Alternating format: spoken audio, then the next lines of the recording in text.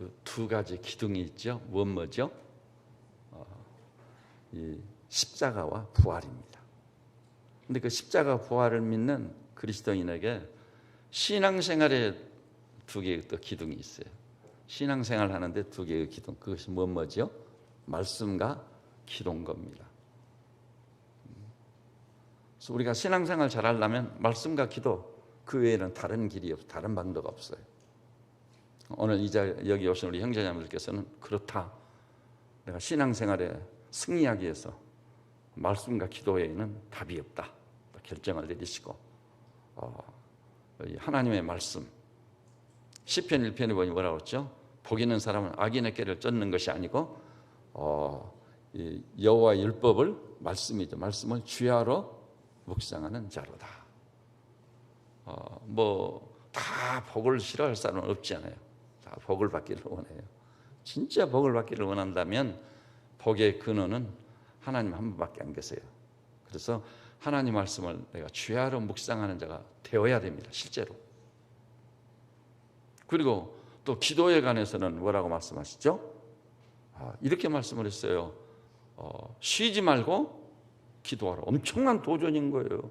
저도 신앙에 초입해서 상당히 시험을 받았잖아요. 아니, 직장 출근도 하지 말고 밥도 먹지 말고 기도만 하란 말인가? 근데 실제로 그런 기도 생활을 통해서 그런 말이 아니라는 걸 알게 됐어요.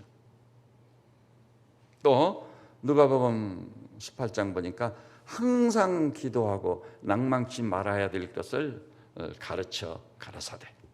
항상 기도. 엄청난 도전입니다. 내가 신앙생활 잘하고 있는가 못하고 있는가, 이것을 평가하는 기준이 있어요. 너무 간단해요. 여러분은 하나님의 말씀을 주야로 묵상하고 있습니까? 만일 그렇지 못하다면 여러분은 신앙생활을 아주 잘못하고 있는 겁니다. 하나님께서 우리에게 측량할 수 없는 은혜를 주시고자 말로 할 수 없는 엄청난 사랑을 베푸시고자 다 준비하고 계시거든요. 그러면서 주야로 말씀을 묵상하라고. 그러면 시냇가에 심은 나무가 계절을 쫓아 열매를 맺은 같이 그 열매를 평생에 맺게 하시겠다는 거예요. 그래서 오늘 이 시간에 여러분 신앙을 진단해 보십시오. 나는 정말 말씀을 주야로 묵상하고 있는가? 그렇지 않는다면 성경의 기준에 확실히 미달된 겁니다. 내가 이런 문제로 왜 하나님이 내게 이런 문제를 해결해 주지 않지? 왜 나만 이런 시련과 역경과 환난에 노출되게 하시지? 불평하고 원망을 하기 쉬워요. 그 원인자는 내게 있는 거예요. 주야로 말씀을 묵상해 보십시오. 그러면 그 말씀이 가슴에서 가슴으로 속히 달리고, 여호와의 말씀은 나 여호와가 말하노라 내 말이 불같지 아니하냐, 반석을 쳐서 부스러뜨리는 방망이와 같이 병든 내 심령을 수술해서 확실하게 신앙의 승리를 거둘 수 있는 복된 길로 인도하여 주실 줄 믿습니다. 그래서 만일 여기 오신 우리 형제자매들 가운데서 만일 주야로 묵상하는 일이 없는데, 목사님 시편 119편에 보니까 주의 말씀을 사모하여 야경이 깊기 전에 일어났습니다. 내가 주의 말씀을 사모하여 입을 열고 헐떡이나이다. 이런 유의 삶이 없단다면 내 신앙이 병들었군요. 주님 말씀이 지적하는 거고 이 강단을 지키는 설교자가 지적하는 거니까 자랑할 게 하나도 없어요. 회개할 것밖에 없는 거예요. 주여, 내가 이렇게 신앙생활 하지 않겠습니다. 기왕이 신앙생활 하는데 말씀대로 해야죠. 그때 그 주님이 우리에게 요구하시고 명령을 바라신 그 신앙생활이 얼마나 복된지 비로소 알게 되고 체험이 되는 겁니다. 그것을 안 해본 사람들은 아까 신앙의 초입에서 제가 시험을 받아 그랬다잖아요. 아니, 직장도 가지 말고 밥도 먹지 말고 기도만 하란 말인가? 꼭 그렇게 불평과 원망이 터지게 돼 있어요. 근데 그것을 넘어서서 진짜 말씀을 주야로 묵상하고 야경이 깊기 전에 일어나 사모하고 입을 열고 헐떡일 만큼 말씀을 사모하는 자 되신다면 바로 이거였구나. 그때 여러분은 비로소 신앙생활을 제대로 경험하시게 될 줄로 믿습니다. 오늘 이 자리에서 결정 내리세요. 미루지 마세요. 마귀라는 놈은 항상 다음부터 그렇게 하지. 지금은 날이 더우니까 해도 그래 여름 지나면 그 사람은 절대 신앙생활 못합니다. 제대로 못해요. 그러니까 신앙생활 하는 데 있어서 신앙 공동체에서 시험거리밖에 안 되는 거예요. 명심하십시오. 또 기도를 놓고 뭐라고요? 쉬지 말고 기도하라. 항상 기뻐하라. 범사에 감사하라. 이것이 그리스도 예수 안에서 너희를 향한 하나님의 뜻이니라. 돌이켜 떨림으로 받아야 돼요. 항상 기도하고 낭망치 말아야 될 것을. 오늘 여기 기도로 또 여러분 신앙을 테스트해 보세요. 우리는요, 간단한 말씀을 통해 내 신앙을 진단할 수 있는 분별력 있는 성도가 돼요. 분별력이 없으니까 좌로 치우치고 우로 치우치고 그게 얼마나 잘못되었는지 알지도 못하고 시험거리가 되는 거예요. 진짜 나는 쉬지 않고 기도하고 있는가? 힘쓰고 있는가? 오 주님, 나의 기도 생활은 너무나도 미력합니다. 이것을 기도라고 할 수 없습니다. 어찌하오리까? 마틴 루터도 개혁자로서 그렇게 말했어요. 기도는 영혼의 호흡이다. 호흡이 끊어지면 죽어요, 살아요? 죽습니다. 여러분 기도를 이렇게 하지 못했다면 여러분 영혼은 사실 죽은 거예요. 괜찮은 것 같은데 그건 마귀가 우리를 미혹하는 거예요. 시험거리예요. 주님은 약속을 했거든요. 구하라 주실 것이요, 찾으라 찾을 것이요, 두드리는 자에게 열릴 것이니라. 그런데 구하고 찾고 두드리는 기도가 없었다면 이거 하나님 앞에서 엄청나게 회개해야 될 거거든요. 회개하지 않으면 안 되는 거예요. 야고보 4장 3절 보니까 한번 따라서 볼까요? 너희가 어찌 못하면 구하지 아니하며, 그렇게까지 도전을 하고 계시거든요. 너희가 어찌 못하면 구하지 아니합니다. 그런데 구하지도 않으면서 어찌하여 내게 불평하고 원망만 하느냐. 주님이 속이 타고 애가 타시는 거예요. 그래서 위대한 선지 사무엘은 무엇이 죄라고 그랬죠? 기도를 쉬는 죄를 범치 않게 하옵소서.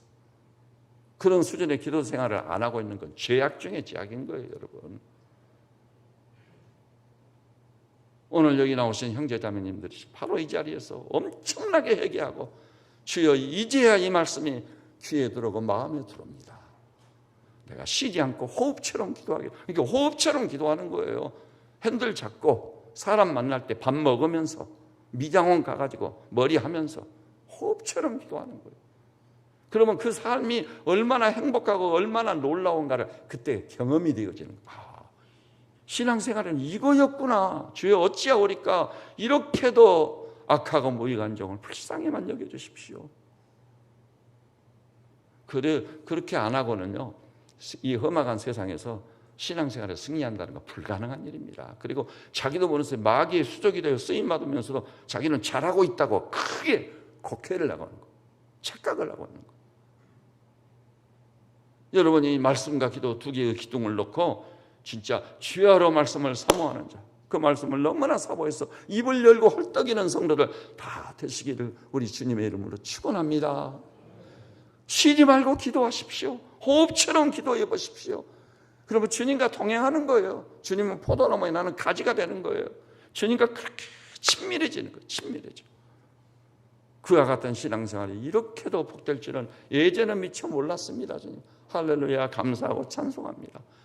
이러므로 신앙생활이 확실히 승리하고 하나님의 영광을 보는 우리 형제자매들 되시기를 우리 주님의 이름으로 축원합니다. 하나님이 정말 살아계신다면요, 여러분 힘으로 되겠어요? 하나님의 말씀을 붙잡고 해야 되는 거예요. 하나님께 부르짖어 호소하는 기도로 말미암아 이루어지는 거예요. 며칠 전에 우리 집사님 한 분이 와서 이렇게 취업했습니다. 그래서 할렐루야. 내가 한 것 같은데 그게 아닌 거예요. 하나님께서 놀랍게 누군가 부르짖는 눈물의 기도를 들으신 거예요. 기도의 응답으로. 그럼 하나님께서 자기 백성, 자기 자녀에게 주신 최고의 특권이 뭔지 아신가요? 기도란 특권이에요. 하늘 보좌를 움직일 수 있는 기도란 특권을 주신 거예요. 그리고 예수님이 그냥 너무나도 답답해서 구하라, 찾으라, 두드리라, 주실 것이요, 찾을 것이요, 열릴 것이니라. 주님이 우리를 대고 사정하고 있어요. 이게 어찌된 일이에요? 이 특권을 100% 누리는 기도의 사람들 다 되시기를 우리 주님의 이름으로 축원합니다. 오늘부터 시작하는 절대 미루지 마세요. 마귀는 꼭 내일부터 하지. 이 시간에 여기서 결정 내려야 돼요. 주님, 이제 알겠습니다. 내가 그렇게 해보겠습니다. 그래서 우리 그리스도인은요, 이중적 삶인 거예요. 기도하면서도 머리하고, 기도하면서도 시장 보고, 그 시장에서 이렇게 물건을 팔고 나를 안내한 분들한테 그래서 기도 중에 하나님 말씀을 딱 건네는 거예요. 이 무더위에 너무나 수고하십니다. 아니, 어디서 이렇게 크고 맛있는 수박을 가져오셨어요? 나도 한 통 사가겠습니다. 그러면서 우리 하나님 살아계신데 하나님 꼭 믿어야 됩니다. 이게 기도하는 사람의 일상의 삶인 거예요. 여러분, 이 기도의 문제를 놓고요, 응답을 받은 사례가 하도 많으니까 열거가 불가능해요. 오늘 이 자리에서는 국제적으로 수많은 사람들이 이 사람의 기도 생활을 귀감으로 삼는 한두 사람 소개하고 있어요. 한 사람은 미국 사람, 한 사람은 우리 한국인. 미국 사람 누구를 소개하고 싶냐면 우리나라에 켄터키 치킨이 있어요, 없어요? 있지요. 러시아 모스크바 가면 거기도 있어. 뱅콕에도 있어. 도쿄에도 있어. 글로벌 시대의 세계적인 가장 놀라운 기업 중에 하나입니다. 켄터키 치킨 사장이 누군지 아세요? 커넬 샌더스. 커넬 샌더스는요, 65세가 됐을 때 사업에 완전 실패를 했습니다. 문을 닫게 됐어요. 그 자신은 몸이 병이 들어가지고 병원 구석에 처박혀가지고 죽을 날을 기다리게 됐어요. 내 인생이 이게 뭐냐? 절망입니다. 길이 없고 답이 안 보여. 그래서 낙심하고 절망하고 있는데, 아니, 창을 뚫고 뭐 찬송 소리가 들려오는 거예요. 찬송 소리가. 그 찬송이 382장이었어요. 382장. 그래서 이 찬송을 들으면서 귀로 들어오니까 그걸 들으면서 도대체 누가 이런 찬송을 부르지? 너 근심 걱정 말아라. 지금 자기는 지금 근심 걱정 정도가 아니라 좌절감과 절망감. 내 인생 끝났다 이제. 그런 가운데 있는데, 너 근심 걱정 말아라. 주 너를 지키리. 주 날개 밑에 걸어 주 너를 지키리. 이 찬송을 흐느끼는 듯이 부르고, 그런가 하면 목소리를 들어보니까 기쁨이 충만하고 감사가 넘쳐 있는 거예요. 그리고 이 찬송 부르는 사람이 누구지? 나는 지금 죽겠는데. 그래서 창문을 딱 열어보니까 다리 하나가 없어서 목발을 짚은 사람이 걸레를 잡고 복도를 쓸고 닦고 있는 거예요. 그것을 보는 순간 별놈 다 보겠네. 다리도 하나 없고 목발을 짚은 주제에 무슨 지키리 찬송. 그래도 웬일인지 그 찬송에 마음을 파고들어서 창문을 열고, 여보게. 그래서 선생님이 왜 그러신가요? 다리도 하나 없고 목발을 짚은 주제에 무슨 찬송은 찬송이냐고 퉁명스럽게 했어요. 그랬더니 하나도 기분 나쁘게 생각지 않고 이렇게 말하는 거예요. 선생님, 이 세상은 내 집 아니네. 하늘나라에 가면 주님이 나를 위해서 예비하신 놀라운 천국의 집이 있습니다. 그러니 내가 어찌 기쁘지 아니하며 어찌 소망이 없겠습니까? 비록 다리도 없고 목발을 짚었고 복도 청소나 하는 주제이지만 나에게는 누구하고도 비교할 수 없는 기쁨이 충만합니다. 그래서 문을 딱 닫으면서 별놈 다 보겠네. 이 사람은 신앙생활도 안 했어요. 근데 이제 자기 문제로 돌아왔어. 죽음을 기다리는 신세인데 문득이요 스쳐가는 감동이 있었어요. 나도 한번 신앙생활 해볼까? 그래가지고요 그런 최악의 상황에서 교회를 나갔습니다. 보니까 뭐라고 막 사람들이 막 기도하고 있고, 어떤 사람 눈물, 어떤 사람은 막 부르짖는 사람. 나도 한번 해보자. 우리 기도할 거리가 있어야죠. 한다는 얘기가 하나님 나 좀 살려주세요. 그거밖에. 하나님 나 좀 살려주세요. 나 좀 살려주세요. 근데 어쩐지 그렇게 하고 나니까 가슴이 후련하거든요. 그저 괜찮네. 그래가지고 교회를 가면 하나님 나 좀 살려주세요. 내전에 그것이 발전해서 이렇게 나왔어요. 하나님 불쌍히 여겨주십시오. 난데없이 자기 입에서 불쌍히 여겨달라고. 그런데 이상하게요. 그렇게 기도가 계속되는 과정 중에 기도할 때마다 자기가 기도의 대상으로 삼아 하나님이란 분이 환상을 보여주는데 닭이 하늘을 날아가는 거예요. 기도할 때마다 환상을 보여주는 닭이 하늘을 날아가. 참으로 이상한 일이다. 근데 기도하다가 이것이 내가 이렇게 죽음의 기로에서 사선을 지나고 있는데 부르짖는 기도에 하나님께서 응답을 하신 게 아닐까? 그러면 닭이 하늘을 날아가면서 뭘 의미할까? 아, 치킨을 하란 말인가? 그래서 치킨 가게를 하나 냈습니다. 아니 그런데 이 치킨 가게가 얼마나 잘 되는지 엄청난 기적의 역사가 일어나고, 아 이건 내가 할 수 없는 일을 사람이 할 수 없는 일이 하나님이 하시는 일이구나 믿음이 생겼습니다. 그래 미국 전역에 이 켄터키 치킨이 확산이 아세아로 확산돼 모스크바까지 들어가 유럽 전 세계에 켄터키 치킨이 없는 곳이 없게 됐어요. 대기업으로 발전했습니다. 세계적인 사업가가 됐어요. 그래서 그는 은혜를 받고요. 자기가 번 돈을 가지고 세계 도처에 하나님을 예배하는 또 만민의 기도하는 집이라는 걸 내중에 알게 됐어. 그런 예배당을 지어주기로 했어요. 예배당. 번 돈을 가지고 예배당을 수없이 지어줬어요. 이것이 커넬 샌더스의 경험이자 간증이었던 것입니다. 사람으로는 할 수 없을 때 하나님은 하실 수 있는 일. 그거 믿습니까? 그렇다면 무릎으로 살아야 돼요. 이 교만하고 악한 나를 탁 쳐서 굴복시켜서 이놈! 하나님 존재는 무릎을 꿇어라. 예, 알겠습니다. 무릎 꿇어야 돼요. 인간의 교만이 하늘에 닿았어요. 믿음의 조상 아브라함까지도 티끌 같은 종이라도 이번만 구하겠습니다.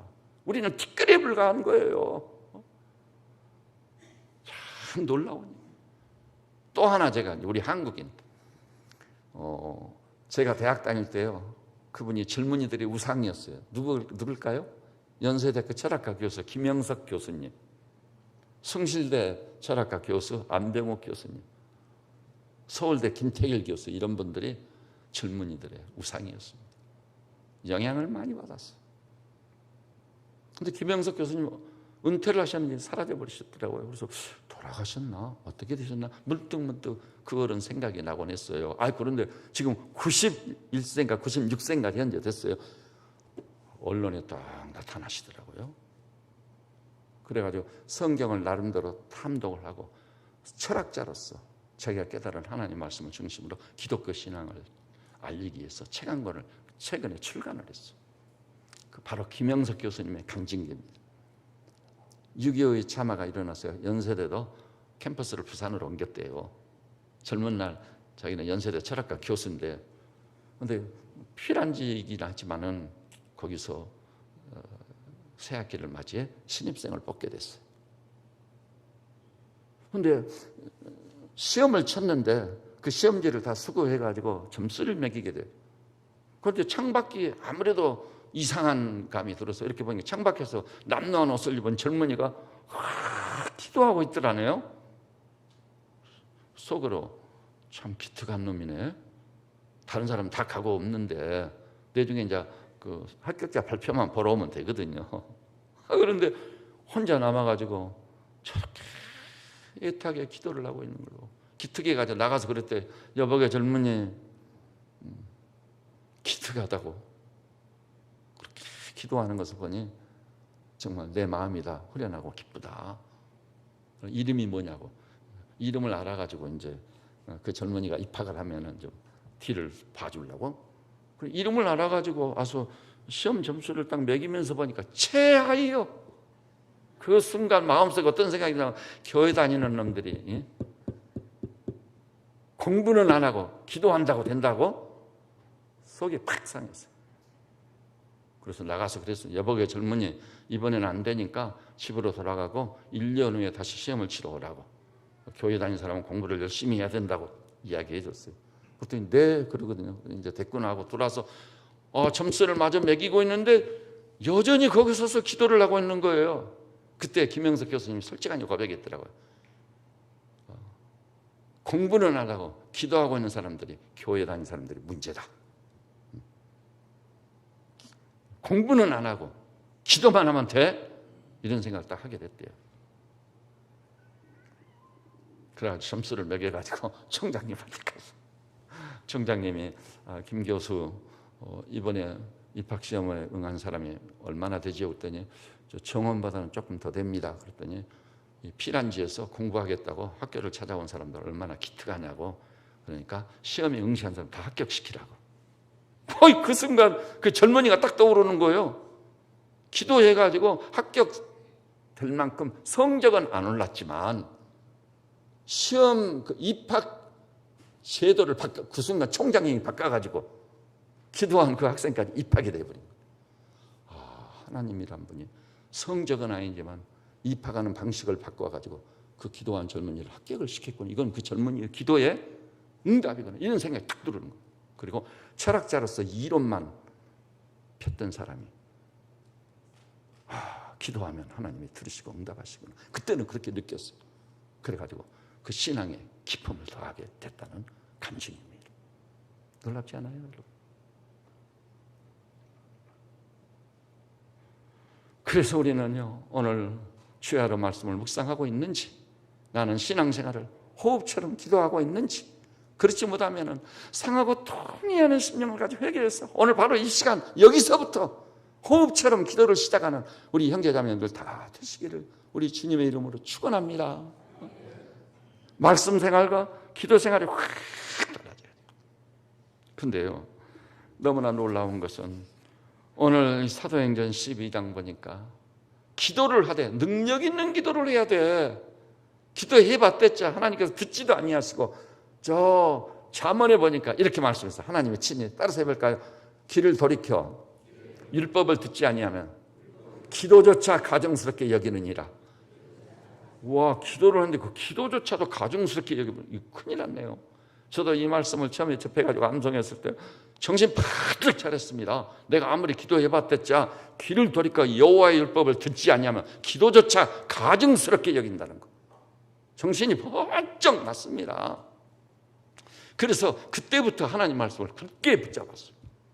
그렇다. 말씀이 답이다. 주의 말씀은 내 발의 등이요 내 길에 빛이니라. 할렐루야, 감사합니다. 그래서 내 생각과 내 뜻은 우로 가라고 하는데 하나님 말씀을 통해 내적 음성을 통해 그거 아니다 하면 가차없이 던져버렸어요. 주님의 인도를 받는 삶. 그러니까 그때부터 시편 23편이 보이는데 여호와는 나의 목자시니 내게 부족함이 없으리로다. 나로 하여금 푸른 초장에 누이시고 실만한 물가로 인도하시는 도다. 내 생각 내 뜻을 포기하고 주의 길로 갔더니 여호와가 나의 목자심으로 나는 부족함이 없노라 외칠 수 있는 사람이 되더라 이 말이죠. 여러분 짐작하시죠? 이 교회 세울 때요 우리 가족들 데리고 이사해서 살 집도 없는 거예요. 제가 CCC에서 학생운동을 하니까 김진거 목사님이 방세하라고 300만 원 빌려주셨거든요. 응암동에서 300만 원 가지고 방 얻어서 가족끼리 살고 있는데 하나님께서 저보고 교회 개척을 하라니. 그때 저는 CCC에서요 그 해 80세기 복음화 대성회가 열리면서 국제 대학생 수련회를 인도하라는 직무가 한 2만 5천 명이 모이는데 대학생들만 그 수련회를 네가 책임져라. 그 오다를 받은 중이었거든. 그런데 하나님께서 교회를 개척하라니 막막한 거예요. 근데 하나님의 말씀을 붙잡고 나갔더니 길이 있더라고요.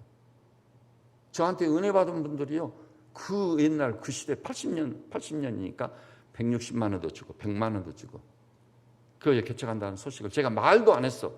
하나님께서 어떻게 그 말이 번쩍하게 해가지고 그분들이 듣고 알고 돈을 주신 거예요. 그 돈으로 750만 원 주고 도곡동에 있는 진달래 아파트 106동 105호 그 1층이에요. 1층 맨 갓집. 그걸 전세로 얻어서 그 집에서 살면서 거실에서 예배를 시작했습니다. 교인도 하나 없고 돈도 없고. 근데 하나님께서 인도하시는 길은 사람이 예측을 불허하는 내가 살 길이요. 내가 달려갈 길이요.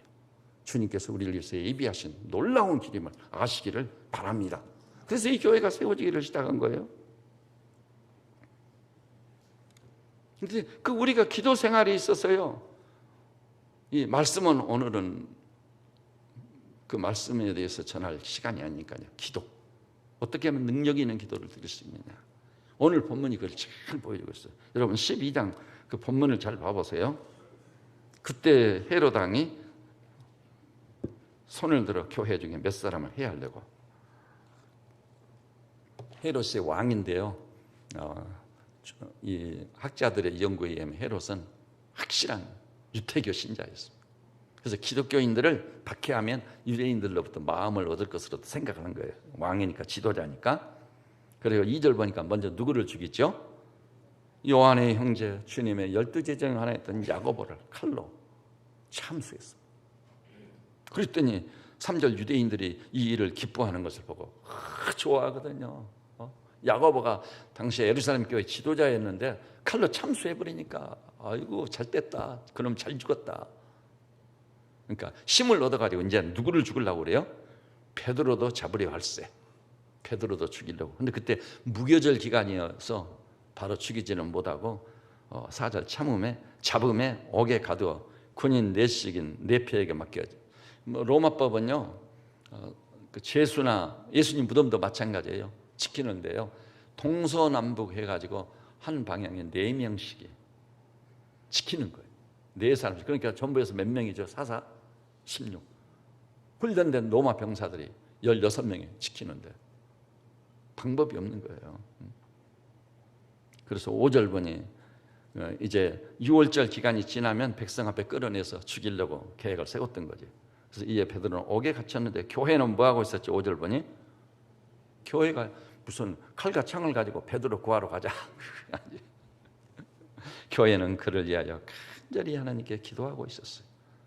그래가지고 드디어 6절 헤롯이 잡아내려고 하는 그 전날 밤에 베드로가 두 군인들 틈에서 두 쇠사슬이며 다리가 2개지않아요. 그러니까 쇠고랑으로 한 다리씩 탁 결박지어가지고 도망 못하게 해요.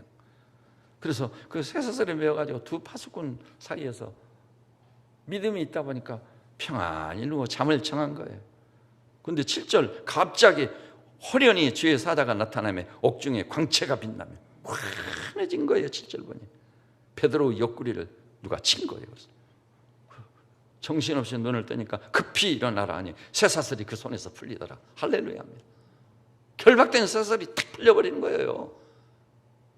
베드로가 얼마나 충격을 받고 놀라워했겠습니까? 그리고 8절에 천사가 띠를 띠고 신을 신으라 그렇게 했어요. 현실인지 아니면 환상 중에 있는지 꿈속에 있는지 시킨 대로 베드로가 그대로 하니 천사가 또 이르되 겉옷을 입고 따라오라. 겉옷을 입고 따라갔더니 베드로가 나와서 따라갈새 천사가 하는 것이 생시인 줄 알지 못하고 환상을 보는가 하더라. 내가 꿈을 꾸고 있구나 그 생각을 한 거예요. 그때 10절 보니까 첫째 옥문이 열렸습니다. 둘째 파수꾼이 지키고 있는 둘째 문을 지났습니다. 세 번째 이제 시내로 나가는 마지막 관문, 거기 보니까 문이 저절로 열리는지라. 하나님을 찬양하시기 바랍니다. 놀라운 역사가 있는 거예요.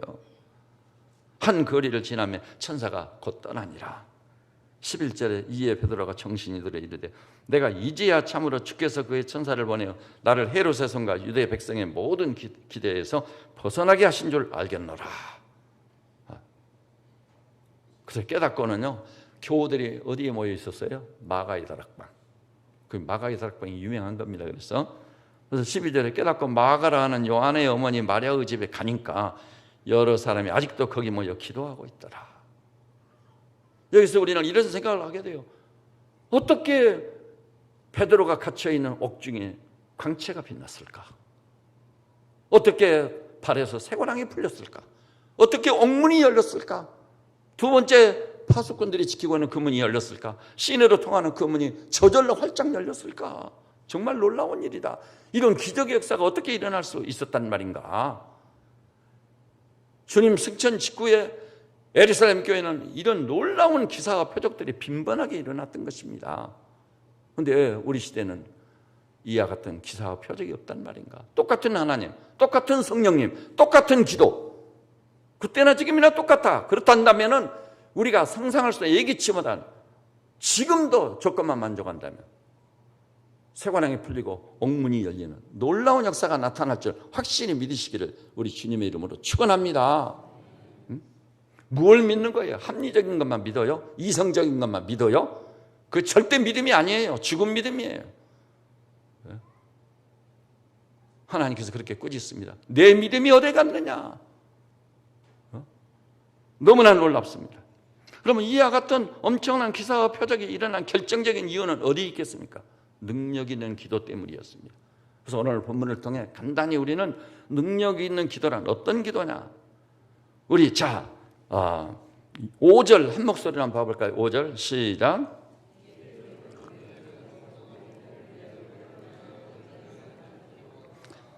능력 있는 기도란 첫째, 하나님께 드려지는 기도입니다. 그럼 대부분 그러거든요. 나도 기도할 때마다 하나님께 기도하는 것이지 누구에게 기도하겠냐? 그렇지 않습니다. 하나님께 드려진, 여기 보니까 5절 끝부분에 간절히 하나님께 기도하더라 했잖아요. 그럼 여기 하나님께 기도하더란, 하나님께 드려진 기도란 어떤 기도일까요? 능력 있는 기도이면 틀림없는데, 이 기도란요, 하나님께 단순히 기도하는 게 아니에요. 형식적인 기도가 아니에요.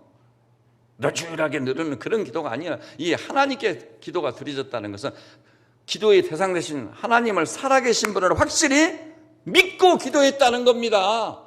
그 살아계신 하나님을 제대로 믿지 않고 하는 기도는요, 하나님께 드려질 수 없는 기도예요. 여러분과 저에게 기도 생활이 있어 혁명적인 변화가 반드시 일어나기를 주님의 이름으로 축원합니다. 여러분 기도할 때 우리 하나님이 어떤 분이신가를 생각해 보여요. 천하 만물을 창조하신 분이요. 사도행전에 바울이 말하기를 만물이 하나님을 의지하여 기도하며 사느니라. 여전히 만물이 하나님을 의지하여 기도하며 살고 있는 것입니다. 그 하나님은 나와 무관한 분이 아니라 아들까지 희생제물로 십자가에 내어주실 만큼 이처럼의 사랑으로 우리를 사랑하여 구속해 주신 구원의 하나님, 마지막 멸망받을 원수 사망조차도 부활로 패배시키고 부활의 첫 열매로 다시 사신 주 예수 그리스도, 이 하나님을 생각할 때요, 오 하나님, 당신은 살아계십니다. 당신이 살아계심을 확실히 믿어지게 하신 이 크신 은총을 감사하고 찬송합니다. 그래서 그 하나님을 다시 의식하는 거예요. 하나님 전전에 서 있음을 아는 거예요. 하나님의 임재를 느끼는 거예요. 그러니까 존재가 벌벌 떠는 거예요. 하나님의 임재를 느끼니까. 주님, 이제 알겠습니다. 주님이 내게 임재하고 계시고 나는 주님 전전에 있습니다. 할렐루야. 그리고 그 하나님께 부르짖어 기도하는 거예요. 부르짖어 기도합니다. 이것이 하나님께 드려진 기도임을 명심하시기를 주님의 이름으로 축원합니다. 그 나머지 기도는요, 그저 상념에 불과하고 소원에 불과하고 자기 소원을 좀 알아본 거예요. 재수가 좋으면 뭐 응답될 거고 아니면 그만이고.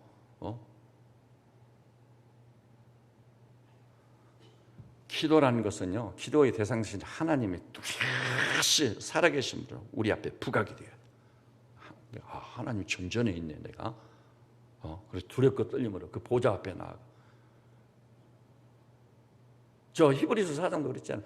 때를 따라 돕는 은혜를 얻게 하여 은혜의 보좌 앞에 담대히 나아가십니다. 진짜 살아계신 하나님 전전에 나가는 것입니다. 저는 여기 계신 교우들이 앞으로 기도할 때마다 이 말씀을 암송하고 묵상하셔서 여러분의 기도가, 여러분의 마음이 쏟아지고 그 기도가 하나님께 드려지는 놀라운 기도가 되시기를 주님의 이름으로 축원합니다. 그래서 이 시대에도 역사가 좀 나타나야 돼요. 그 다음에 두 번째, 능력 있는 기도는 어떤 기도죠? 그 본문에 보니까 간절히 하나님께 기도하다. 간절한 기도입니다. 이 간절이라는 말 속에는 진실이라는 기도, 진정성 있는 기도. 그리고요, 이것을 안 주시면 안 됩니다는 아주 절실하고 절박한 기도. 오죽하면 주님이 가르친 기도 중에 구하라, 찾으라, 두드리라, 이 두드리는 기도에 해당되는 것입니다. 여러분 하늘문을 두드려 보신 일이 있어요? 주여, 이 연약한 종을 어찌하오리까? 불쌍히만 여겨주십시오. 다시 한번 주의 문을 두드립니다. 그 문을 열어주십시오 하고 호소하는 거예요. 이 간절히 드리는 기도라는요, 예수님에게서 나타났어요. 누가복음 22장 보니까 우리 주님께서 겟세마네에서 이렇게 기도했어요. 예수께서 힘쓰고 애써 더욱 간절히 기도하시니 땀이 땅에 떨어지는 핏방울같이 되더라. 어떤 기도인지 짐작이 되시죠? 우리 주님조차도 땀이 떨어지는 핏방울이 되도록 기도하신 분이셨어요. 이것이 이해가 안 갔거든요. 근데 우리 시대를 대표하는 의사 한 분이요, 땀이 떨어지는 핏방울 같이 된 이 상황을 의학적으로 규명을 해냈습니다. 요즘 그 극장에서 예수는 역사다라는 영화 상영하지 않아요. 책을 보기는 상당히 어려운 책이니까 극장에 가서 보시면은 그거구나, 바로 그걸 알게 되는 거예요. 히브리 5장 7절에는 주님의 이 기도를 이렇게 표현했어요. 그리스도께서 육체에 계실 때 심한 통곡과 눈물로 간구와 소원을 올렸는지라. 심한 통곡과 눈물로. 그럼 목사님, 저는 생활이 평범해서 심한 통곡과 눈물을 흘릴 만한 기도가 없는데요, 기도 제목이 없는데요, 그렇게 말씀하시겠습니까? 내가 살던 우리 조국과 이 나라 이 민족만 생각해봐도 눈물로 기도하지 않고는 견딜 수 없어요. 하나님이 개입하고 역사하시지 않냐면 안 돼요. 이 백성과 이 민족의 지은 죄가 하늘에 닿았습니다 지금. 그리고 나 자신을 생각해봐도 내가 정말 믿는 자답게 살고 있는지. 여러분, 신앙생활에는 뭔 줄 아세요? 믿음이란 뭔 줄 아세요? 이거예요. 믿음으로 사는 것이 진짜 믿음이다. 진짜 그런 거예요. 믿음으로 사는 것이 진짜 믿음인 거지, 내가 믿는다고 막 외치고 그래서 참된 믿음이 되는 게 아니에요. 믿음으로 살아야 돼요. 내가 믿음으로 살지 못한 거, 복음을 전한 지가 요원해졌습니다.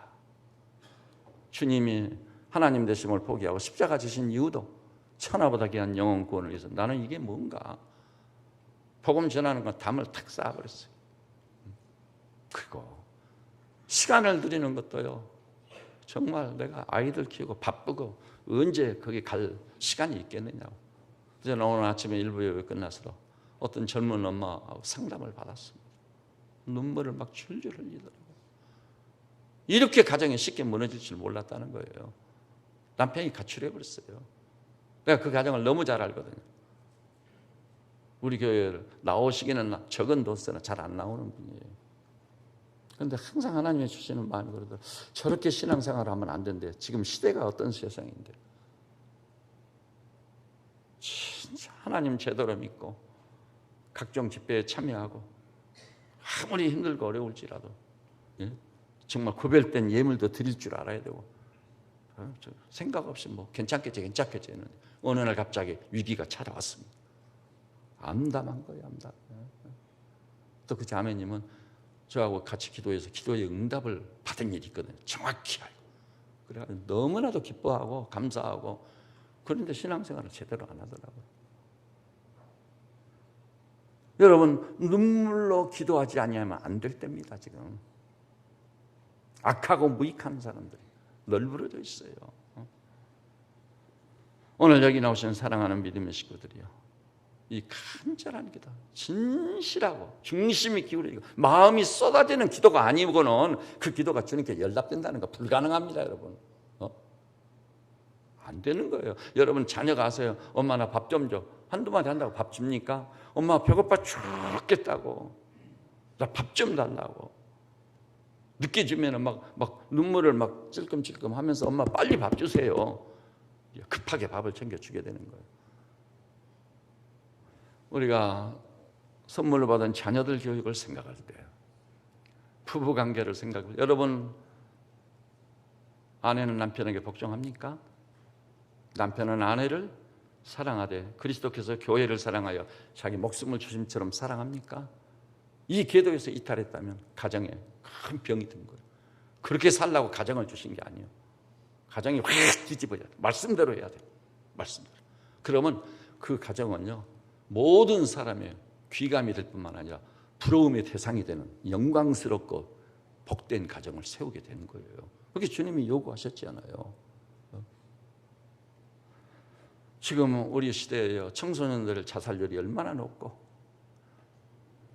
우울증에 시달리는 사람들이 그 얼마고, 정말 우리는 마땅히 빌바를 알지 못하지만 성령께서 말할 수 없는 탄식으로 우리를 위해서 간구하시느니라. 그럼 우리가 기도 안 할 수가 있어요? 맹숭맹숭 지나갈 수가 있느냐 이 말이에요.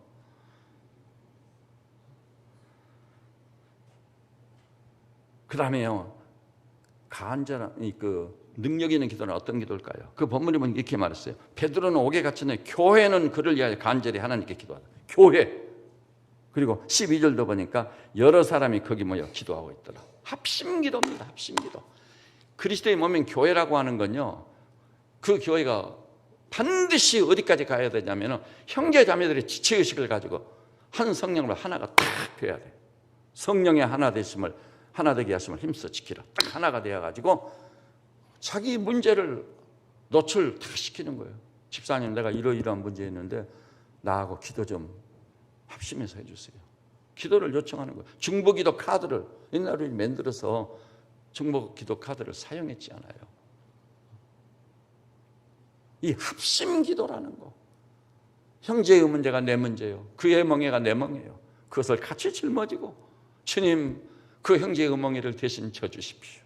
그 형제가 주님을 전폭적으로 신뢰해서 그 멍에를 십자가 밑에 내려놓게 해주십시오. 저녁이 되면 그 형제에게 안식의 밤이 되도록 축복하여 주십시오. 눈물로 기도해야 돼요. 그러지 않고는 그건 교회의 지체라고 말하는 것은 아주 어리석은 거예요. 어리석은 거예요. 오늘 이 예배에 잘 오셨습니다. 여러분, 능력 있는 기도의 사람이 되셔야 되겠어요. 그러려면 기도의 대상 되신 우리 하나님에 대해서 분명한 인식을 가지고 나아가십시오. 그리고 진정성이 어우러진 이 심한 통곡과 눈물로 기도했던 예수님처럼, 땀이 떨어지는 핏방울이 떨어 기도했던 주님처럼 그렇게 나를 위해서, 가정을 위해서, 교회를 위해서, 우리 국가와 민족을 위해서 기도에 부를 때는 기도의 사람들 반드시 되셔야 될 줄로 믿습니다. 그리고 합심기도, 목장에서 합심기도라는 게 있어야 돼. 기도하면 목원들이 다 눈물이 주르르 흘러가지고 하나님 오실 때 이 기도를 들으시고 응답하시겠구나, 그런 감이 오는 거예요. 그런 놀라운 역사가 일어나야 될 줄로 믿습니다. 여러분, 그렇게 못했다면 우리가 가슴을 치며 통회하고 잡아가며 회개해야 돼요. 여러분, 남은 여생 이 시간부터 결정을 내려서 무릎으로 사는 성도들 되시기를 주님의 이름으로 축원합니다. 저 사무엘처럼 기도를 쉬는 죄를 범치 않게 하옵소서. 이런 성도가 되셔야 돼요. 자, 우리 이 시간에 한번 오늘 말씀을 붙잡고 전심으로 한번 기도할지요. 내 기도 생활을 봐도 하나님 계신지 안 계신지 모르겠습니다. 이제 바꾸겠습니다. 나를 쳐서 굴복시켜 능력 있는 기도의 사람으로 변신하겠습니다. 내 힘으로 안 되니 성령님 도와주십시오. 주님, 나를 사로잡아 굴복시켜 주십시오. 엎드려 부르짖는 자가 되게 하시고 무릎으로 사는 자가 되게 하여 주십시오. 한번 크게 주님 외치고요, 주님 외치고 전심으로 부르짖어 한번 기도하십시다. 주여! 하나님 아버지, 시대가 어지럽고 혼란스럽습니다. 나오는 이 불평이와 원망입니다. 이런 때 우리가 할 일이 무엇입니까? 기도에 부를 때는 것입니다. 그러나 우리는 기도를 쉬었습니다. 기도의 체험도 없고 경험도 없습니다. 기도의 대상 되신 하나님께 대한 절실하고 절박한 믿음도 없습니다. 진정성 있는 간절한 기도가 없습니다. 눈물이 메말랐습니다. 그러고도 가책이 없습니다. 회개가 없습니다. 우리를 불쌍히 여겨주옵시기를 원합니다. 마음이 쏟아지는 기도, 중심이 기울어지는 기도가 있게 하여 주옵소서. 우리 예수님처럼 땀이 떨어지는 핏방울이 되도록 기도하는 살아있는 기도의 사람들 되게 하여 주옵시기를 원하옵나이다.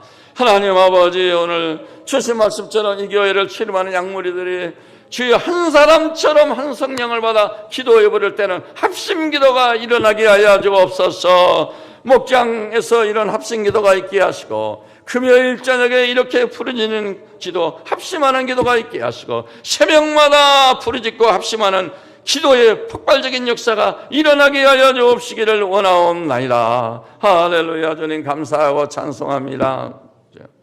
여러분, 다시 한번 기도합시다. 이렇게 말씀을 전했는데도 불구하고 부르짖지 않은 분들은 뭡니까? 여러분, 하나님 믿습니까? 믿습니까? 믿는다면 되든 안 되든 한번 부르짖어 기도하세요. 여러분 스타일과 개성만 중요한 겁니까? 하나님 앞에서 우리가 어떤 사람인지 알아야 되겠습니다. 우리가 한번 주여 크게 외치고 1분 동안만 전심의 기도를 드리도록 여러분의 중심이 기울어지는 것을 경험해야 되겠습니다. 기도합시다. 주여! 하나님 아버지, 어리석고 무익한 종입니다. 악하고 무익한 종입니다. 어찌하오리까? 이 종이 목회를 헛목회 했습니다.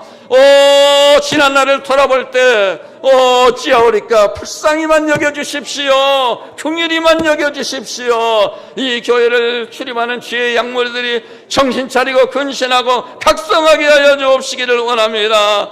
우리의 주님은 주님이신데도 불구하고 땀이 떨어지는 핏방울이 되도록 기도했습니다. 우리의 중심이 기울어지고 마음이 쏟아지는 진정한 기도가 있게 하여 주옵시기를 원합니다. 지나간 날 우리 신앙생활을 돌아보면서 화로다 나여 망하게 되었도다. 나는 입술이 부정하니라. 회개케 하여 주옵시기를 원합니다. 이 자리에서 성령의 불이 떨어지게 하시고 기도의 불이 떨어지게 하시고 아버지 이 자리에서 영의 대각성이 일어나게 하시고 심령의 부흥이 일어나게 하여 주시옵소서. 감사하고 찬송합니다.